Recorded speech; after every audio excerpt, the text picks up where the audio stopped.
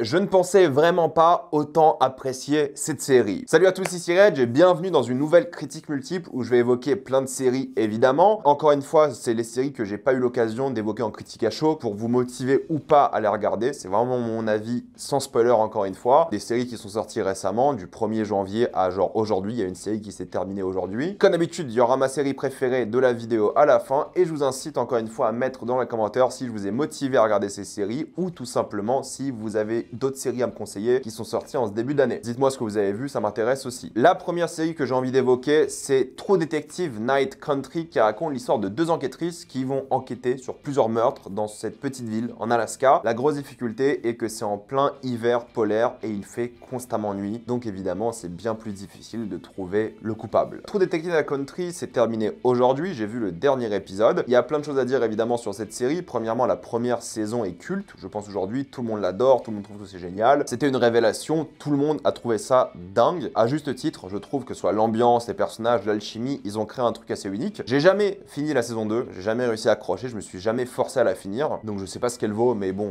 globalement c'est la moins bonne des 4 apparemment. J'ai jamais lancé la 3e saison qui est sortie il y a pas longtemps avec Mahershala Ali, ça m'a jamais chauffé, pourtant j'adore Mahershala Ali, mais j'en ai jamais entendu de bonnes choses, personne n'en parlait, et lorsqu'il était diffusé, je me suis pas lancé dans l'histoire. Sauf que là, je me suis dit, allez, je vais reprendre True Detective, la saison 4, peu importe si j'ai pas vu la suite, je vais essayer quand même. Je vais enlever ce blocage psychologique de voir toutes les saisons, c'est pas nécessaire, surtout dans une série comme ça d'anthologie où ça n'a rien à voir. La saison 4, il y a plusieurs choses qui me hypaient. Premièrement, c'est que j'adore Jodie Foster, je trouve que c'est une actrice formidable, mais c'est l'ambiance. Je me suis dit, ça peut être trop cool de voir justement des crimes en Alaska, ça fait très thriller, vous savez, scandinave, mais allez, pourquoi pas, ça peut être fun, ça peut être vraiment un bon gros délire. Durant la nuit polaire, il n'y a pas de soleil durant toute la série, tout est du coup en théorie filmé de nuit, mais c'est ça qui est intéressant dans la série, c'est justement l'ambiance. Et ensuite, ce qui m'a hypé quand même, c'est qu'il y a que 6 épisodes. Donc je me suis dit, allez, je vais commencer, 6 épisodes sur 6 semaines, ça ira. Et la vérité, qu'en termes de rythme, 6 épisodes, c'est assez bien. La série a pas trop le temps de tourner en rond et elle a des objectifs assez précis. Premièrement, il y a l'enquête, mais ça n'a jamais été pour moi la chose qui m'intéressait le plus dans True Detective. Je me suis toujours un peu foutu de qui était le coupable en soi. Là, c'est assez satisfaisant cette enquête et je trouve qu'elle est plutôt bien foutue, même s'il y a encore des facilités, des choses comme ça. Mais ce qui est toujours intéressant, c'est évidemment l'ambiance de la ville. Là, c'est une petite ville américaine où il fait nuit constamment, où il y a des histoires un petit peu politiques, mais il y a surtout des histoires familiales, tout le monde se connaît un petit peu. Il y a un délire sur les Premières Nations qui sont là depuis évidemment toujours. Il y a un côté un peu Lovecraftien à l'œuvre, comme la première saison, où ça va presque parler de sectes, ça va parler de ce froid intense, des choses que les gens comprennent pas et des choses assez horrifiques, je trouve, des déformations humaines et des trucs comme ça. Il y a un côté un peu Lovecraft et surtout évidemment The Thing. Ce qui est intéressant parce que lorsque tu regardes la série, tu te demandes vraiment s'ils vont faire un détour dans la fantasy. Il y a des passages surtout un peu horrifiques où tu te demandes vraiment s'ils vont aller au bout des choses et s'ils vont rendre le truc horrifique fantastique. Je vous dis pas si c'est le cas ou pas, mais ça joue vraiment sur ça quoi. Ça joue sur le fait qu'il y a une présence peut-être démoniaque ou obscure et c'est ça qui est intéressant, c'est la comparaison avec l'être humain. Donc en termes d'ambiance, c'est très froid, évidemment, c'est tout le temps filmé de nuit, ça va beaucoup jouer sur le symbolisme, des choses comme ça par rapport à ça et c'est un peu la force aussi. Mais aussi une petite faiblesse, il y a surtout des passages en musique où ils reprennent des chansons populaires, que ce soit pop ou rock, et ils font des reprises vraiment mélancoliques pour coller à l'ambiance plutôt que de choisir des chansons qui collaient déjà à l'ambiance. C'est un peu particulier, ils font ça, ça passe globalement, mais ça enlève aussi un peu de maturité au truc. C'est une série pour adultes évidemment, mais quand ton générique c'est Billie Eilish, moi j'ai un peu du mal. Je me dis ok, en plus c'est l'une des chansons les plus utilisées de l'auteur. Moi quand ton générique c'est Billie Eilish et que tu proposes une série pour adultes, j'ai un peu du mal. C'est un blocage peut-être encore une fois psychologique, mais ils font souvent ça. Il y a une ambiance un peu musicale à la dark et aussi dans les couleurs, les lumières. Je trouve que c'est plutôt bien joué, c'est plutôt bien filmé. Il n'y a pas énormément d'idées, mais tu vois que c'est une grosse série qui a pas mal de budget. Ils ont essayé de nous plonger dans l'ambiance. Il y a des choses faciles, des choses un peu clichés, des choses un peu moins intéressantes sur le personnage. Le truc c'est que j'aimais bien l'ambiance globalement. J'étais assez intéressé par l'intrigue, comment ce crime a été commis. J'étais moins intéressé sur les histoires de personnages. Et il se passe des choses vraiment dramatiques qui sont un peu surfaites, que je trouve un peu dommage. Mais c'est vrai que j'ai quand même fini la série, du coup aujourd'hui, où je me suis dit, ok, j'ai bien aimé l'ambiance, j'ai bien aimé l'enquête, l'aventure. Les personnages, j'en avais un peu rien à battre, ils m'ont pas vraiment intéressé. J'étais un peu déçu par ça, mais globalement, j'ai plutôt regardé ça en étant diverti. C'est passé globalement assez vite, et c'est que 6 épisodes quoi. Alors, est-ce que ça vaut de payer un abonnement Pass Warner pour regarder juste True Detective saison 4 ?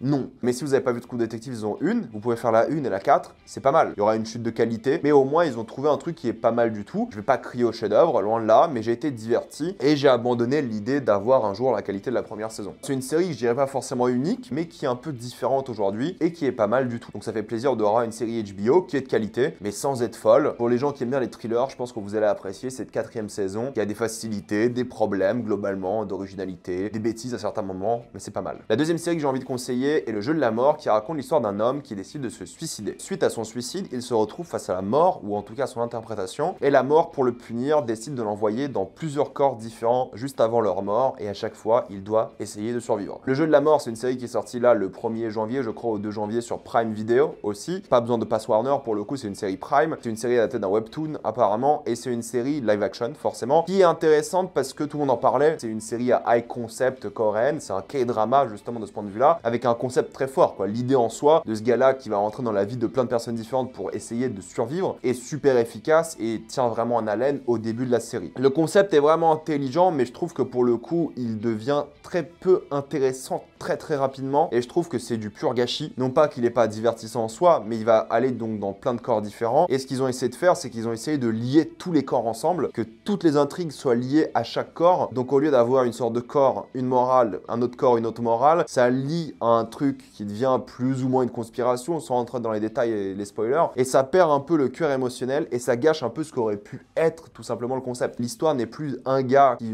essaie de se retrouver, qui essaie de comprendre sa mort, qui essaie de trouver sa vie, c'est un gars qui essaie de déjouer un truc bien plus grand que lui, et c'est juste à la fin qu'on retombe un peu dans son histoire personnelle. C'est un K-drama qui est très dans le délire K-drama, donc je suis pas spécialement fan, où forcément tout doit être lié, tout doit être bien pensé, tout doit être à twist constamment, tout le temps, c'est surjoué à donf. Bon, ça c'est pas très grave, c'est un K-drama, mais au moins il s'amuse avec la mise en scène, il y a des séquences d'action plutôt pas mal, il y a plein de séquences où tu vois qu'il y a du budget, qu'ils ont fait du bon taf, tu vois qu'ils s'éclatent avec la forme, mais pas suffisamment avec l'histoire d'après moi, pas suffisamment avec le concept. Ils auraient pu avoir des vrais dilemmes moraux à certains épisodes, ils auraient pu avoir des vrais conflits personnels, ils auraient pu avoir une vraie dramaturgie qui aurait pu être vraiment forte, mais le milieu de la série, honnêtement, je me suis royalement emmerdé, pour être poli. Début, concept très fort, la fin qui rapproche un peu le truc et redevient personnel, j'ai beaucoup aimé. Mais le milieu qui parle d'un truc qui t'a l'impression, entre guillemets, n'a pas un rapport total avec ton personnage, ça m'intéressait pas. C'était beaucoup moins intéressant, j'ai l'impression de perdre mon temps. À un moment, surtout au début, t'attends la nouvelle mort et le nouveau personnage qui va interpréter. Et au fur et à mesure, plus t'as un nouveau personnage qui arrive et plus il interprète, moins le personnage devient intéressant. Et tu te demandes vraiment comment ça va finir. Et honnêtement, j'ai vu la série il y a quelques semaines déjà, je sais plus comment ça finit. J'ai fini la série, je me rappelle des grosses séquences de la fin, mais je sais plus comment ça finit. C'est une série que j'ai vue et oubliée. Encore une fois, je maintiens que c'est une série qui est vraiment bien faite, qui a plein d'idées de mise en scène pour le coup, qui s'éclate avec le côté technique. Les acteurs sont assez attachants parce qu'ils surjouent, mais ils sont plutôt drôles. Mais c'est un mélodrame le plus total. Même en termes de photographie avec les lumières, parfois il y a des trucs, tu te dis mais c'est ridicule. C'est un K-drama quoi. Donc si vous n'êtes pas friand de K-drama comme moi, c'est pas mon délire, sauf quelques exceptions, comme Kingdom par exemple, vous allez pas aimer. Si vous n'aimez pas les K-dramas, vous allez détester. Si vous les trouvez divertissants et si vous aimez les high concept, je pense que vous allez kiffer. J'étais un petit peu déçu, je trouvais ça assez oubliable. Ça a jamais osé aller loin. Ils ont préféré faire une sorte de série d'action sans trop de morale et ça m'a un petit peu déçu. Encore une fois, sans trop de morale, c'est une exagération, mais je trouve que le concept a été un petit peu gâché. Début très fort, fin assez forte aussi, milieu assez faible et surtout c'est 8 épisodes je crois d'1 heure à chaque fois ou un peu moins en fonction des épisodes. J'ai pas été transcendé malheureusement. J'ai personnellement eu du mal à finir, mais si vous voulez voir une série plutôt bien filmée, extrêmement kitsch et un gros K-drama, vous allez kiffer. Mais honnêtement ça s'est vite essoufflé et en termes de rythme, pour moi ils auraient dû enlever 2 épisodes, une série de 6 épisodes, une mini-série d'1 heure pourquoi pas, mais là pour moi c'est trop long et j'ai vraiment eu du mal à finir. Mais je pense que beaucoup de personnes, surtout les fans de K-drama, vont adorer. La troisième série que j'ai envie d'évoquer s'appelle The Curse, qui raconte l'histoire d'un couple qui va arriver dans une nouvelle région dans laquelle ils n'habitaient pas auparavant et commencer une sorte d'émission de télé, une émission dans laquelle ils vont acheter des nouvelles maisons et des terrains pour rénover ces maisons et les rendre les plus propres d'un point de vue environnemental. The Curse, c'est une série qui fait beaucoup parler d'elle pour plein de raisons différentes. La première, c'est que c'est imbitable à regarder. Je vous jure, c'est l'une des séries les plus dures à regarder de votre vie. J'ai détesté chaque instant de cette série, mais dans le bon sens du terme. J'ai été profondément gêné de tout ce qui se passe dans la série. C'est la série la plus gênante que j'ai vue de ma vie, c'était horrible. Les personnages font des choix tellement détestables, tellement gênants, tellement sociétalement et culturellement inappropriés. Ils font que des choix d'une débilité profonde. C'est des riches, donc ils sont complètement déconnectés de la réalité et ils font des choix qui te gênent tellement tout le temps. Et toute la série, c'est ça. C'est environ 10 heures de série, un peu moins peut-être. C'est 10 épisodes sur Paramount+,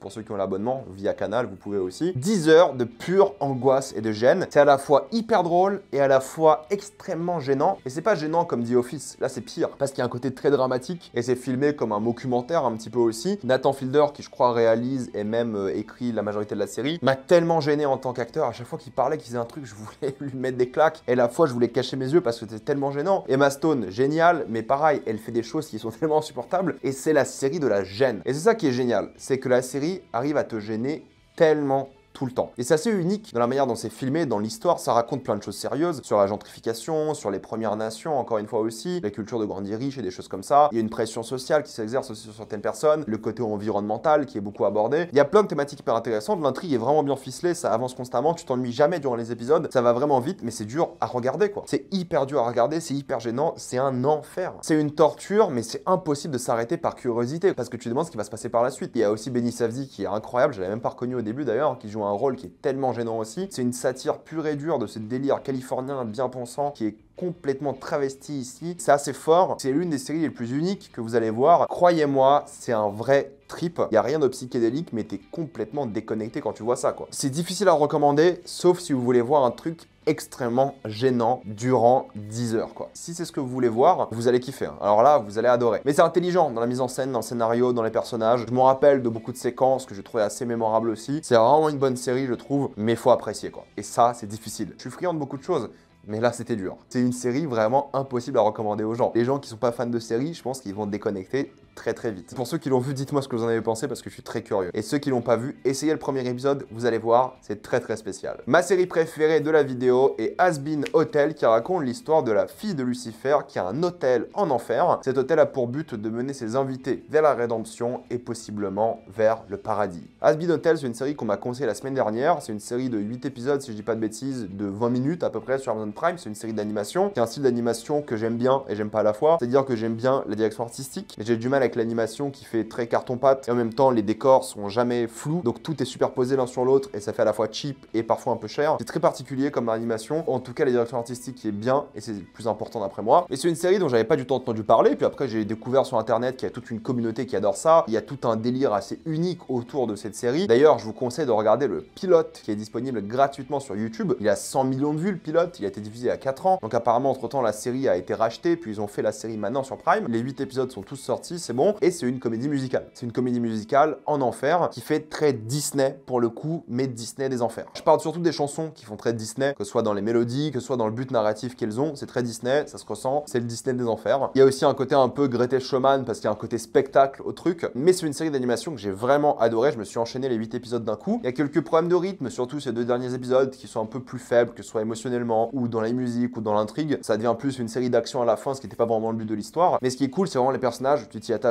tous forcément. C'est tous des damnés qui sont là en train de vivre la pire vie possible d'enfer. T'adores le monde des enfers qui est vraiment bien mis en avant, que ce soit dans la direction artistique ou dans le lore qui crée autour, qui est vraiment intéressant et ça donne envie d'explorer un peu plus. T'aimes les personnages, vraiment tous attachants. Exemple tout bête, il y a un personnage, c'est un serpent, il s'appelle Sir Panchus. Grosso modo, serpenteux quoi. C'est un truc tout à fait con, mais que moi j'aime beaucoup. Et il y a pas mal d'âme, sans mauvais jeu de mots parce que c'est les enfers, pas mal de charme à la série. Et ça se regarde très bien. Chaque épisode a 2 musiques. En plus de ça, il y a plein d'intrigues qui se passent tout le temps. Oui, la conclusion est pas la plus satisfaisante. Je trouve qu'elle est un petit peu faible, mais il y a de l'émotion, il y a des enjeux, il y a quelque chose de vraiment dramatique derrière. Il s'éclate avec le concept à fond. J'écoute encore la musique aujourd'hui. Je me suis attaché au personnage, à son univers. J'ai envie d'en voir plus. J'ai envie d'en voir une saison 2. Il y a plein de créativité. Il s'éclate avec plein de moments différents dans les environnements, dans la mise en scène, la manière dont ils bougent leur fausse caméra. Du coup, ils sont vraiment à fond dedans, complètement assumés. C'est pas parfait parce que voilà, il y a quelques soucis narratifs par rapport à des intrigues qui sont pas concluantes et satisfaisantes, par rapport à des moments où il y a une baisse de rythme. T'as l'impression que le climax, il a l'épisode 6 au lieu du 8. Il y a plein de moments comme ça où tu dis c'est perfectible. Mais si vous aimez, ça va être très précis ce que je vais dire, les œuvres pour adolescentes névrosées comme moi, vous allez kiffer cette série. Alors les fans de Saltburn, Life is Strange,